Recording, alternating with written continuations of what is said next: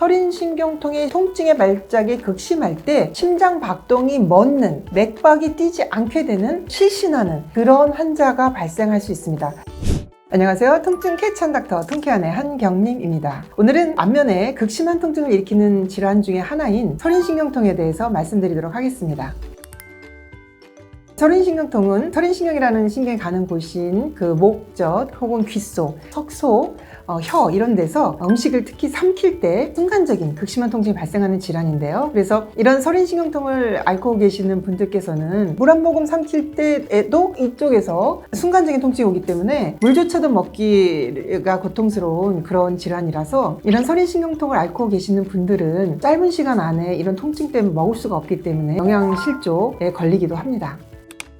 서린신경이라는 말은 좀 생소하실 수도 있는데요. 설인, 그러면 혀설, 목근형 인입니다. 그래서 혀와 목근형으로 가는 신경이다 이렇게 보시면 되는데 3차 신경이라는 것은 뇌가 신경 12개가 있는데 그 중에 이제 앞면의 감각신경을 3차 신경이라고 하고 그게 5번 신경이라고 말씀을 드렸고요. 서린신경은 뇌 12개의 뇌신경 중에서 9번 신경입니다. 그래서 귓속이라든지 목젖, 감기 걸렸을 때 아픈 그 목 뒤 있죠. 그 부분, 그리고 혀 뒤쪽의 3분의 1, 그쪽으로 가는 감각신경이고 감기 걸려서 목이 많이 붓고 이러면 아프죠. 그래서 그럴 때 그 아픈 감각을 전달하는 신경이 서린신경이고 또 이제 더불어서 서린신경은 이 경동맥이라고 해서 이 다혈신경하고 더불어서 혈압과 맥박을 조절하는 기능을 하기도 합니다.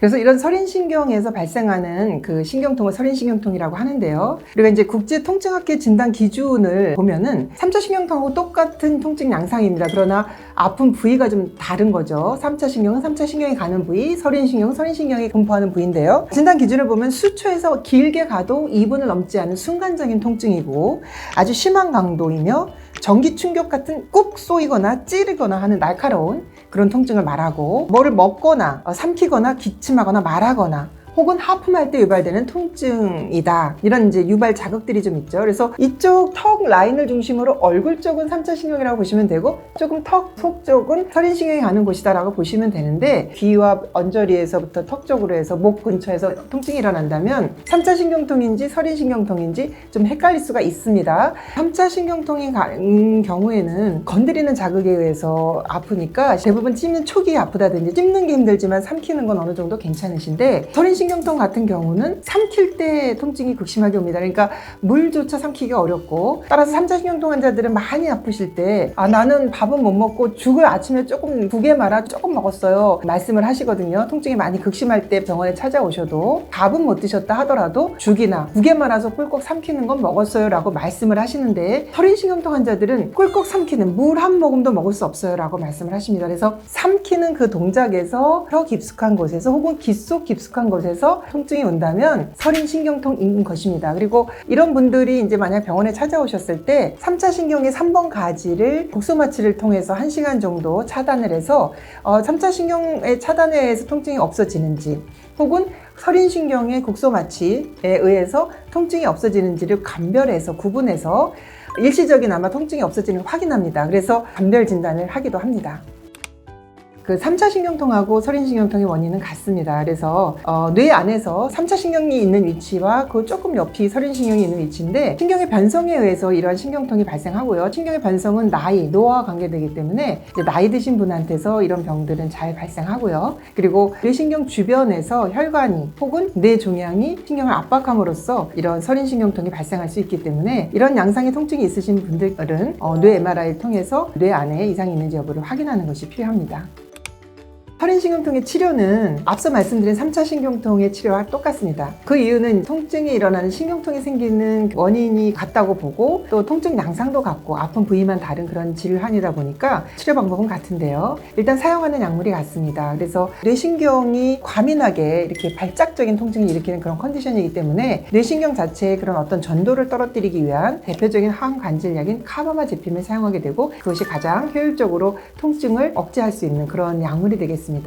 그러나 이런 약물이 잘 듣지 않거나 통증이 극심한 경우에는 국소마취제를 이용해서 혈인신경의 차단을 반복한다든지 하는 방법을 사용하고요. 우리가 3차 신경통일 때는 둔하게 만드는 알코올 같은 걸 사용해서 신경의 전도를 완전히 차단하는 그런 시술을 한다고 말씀드렸는데, 혈인신경은 그렇게 할 수 있는 신경이 아닙니다. 그래서 만약에 혈인신경을 완벽하게 차단한다면 혈인신경과 같이 작동하는 미주신경이라는 신경을 차단이 돼서 우리 몸에 미주신경이 하는 자율신경의 기능이 문제가 생길 수 있기 때문에 혈인신경을 차단하는 시술을 할 수가 없고요. 일시적으로 곡소마취제를 이용한 차단술을 시행할 수 있습니다. 그리고 일부 환자한테서는 혈인신경과 뇌혈관이 붙어서 신경을 압박하는 그런 거를 띄워주는 뇌감압술을 시행하기도 합니다.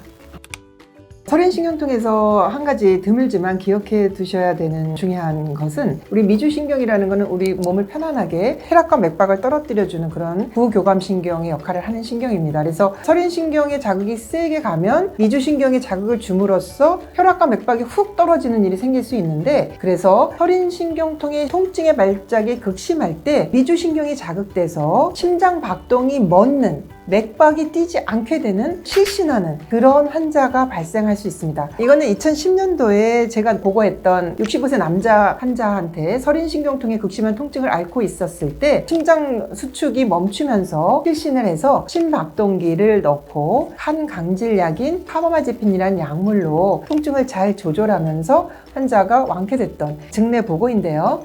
그래서 이런 환자의 증례 보고처럼 물론 아주 드문 상황이지만 이런 혈인신경통을 앓고 있는 경우에는 항상 수축이 멎거나 맥박이 떨어질 수 있는 위험한 일이 벌어질 수도 있다라는 것을 항상 기억을 해두면 좋겠습니다.